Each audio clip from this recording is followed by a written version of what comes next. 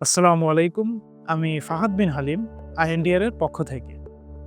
অনেকে মনে করেন কোমর ব্যথায় অর্থাৎ কোমর ব্যথা যদি ডিস্ক হার্নিয়েশনের কারণে হয়, তো এক্ষেত্রে অপারেশন বাদে রোগী আসলে পুরোপুরি ভালো হয় না। যদিও এই ধারণা পুরোপুরি সঠিক নয়। কিছু ক্ষেত্রে কোমর ব্যথার ক্ষেত্রে কোমর ব্যথায় যদি ডিস্ক হার্নিয়েশনের কারণে হয়, তো এক্ষেত্রে অপারেশন লাগে। কিন্তু বেশিরভাগ ক্ষেত্রে কনজারভেটিভ ট্রিটমেন্টের মাধ্যমে রোগীকে সম্পূর্ণ সুস্থ করা সম্ভব।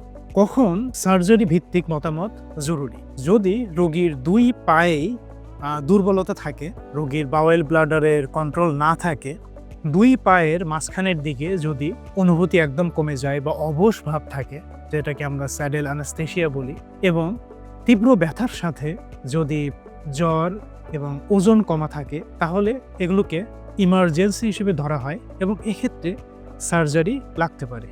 অর্থাৎ এ ধরনের সাইন সিমটমের ক্ষেত্রে আমরা ধরে নিই সিভিয়ার কম্প্রেশন অথবা কর্ডাইকোইনার সিনড্রোম থাকতে পারে। তো এক্ষেত্রে আমরা রোগীকে সার্জারির পরামর্শ দেই। তাহলে কখন কনজারভেটিভ ট্রিটমেন্ট ট্রাই করা হয়?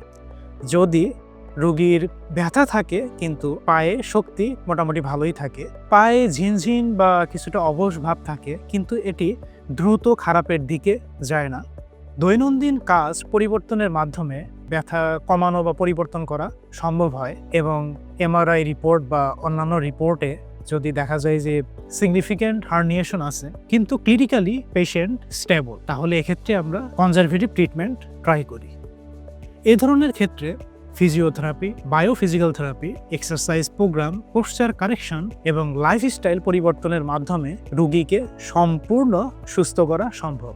আইএনডিআরে আমরা রোগীর ক্লিনিক্যাল ডেটা দেখে ডিটেইলড অ্যাসেসমেন্ট এবং রিপোর্ট বিশ্লেষণ করে রোগীকে আমরা একটি অনেস্ট পিকচার দেই যে কোন পথে গেলে কি সুবিধা বা অসুবিধা কি।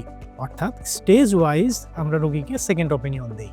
আপনি যদি ডিস্ক হার্নিয়েশনের এই সমস্যায় থাকেন এবং বুঝতে না পারেন যে আপনার জন্য কোন ধরনের ট্রিটমেন্ট দরকার, তাহলে আমাদের সাথে যোগাযোগ করতে পারেন। আমাদের স্ক্রিনে দেওয়া নাম্বারে কল করে আপনি আপনার অ্যাপয়েন্টমেন্টটি বুক করতে পারবেন। ধন্যবাদ।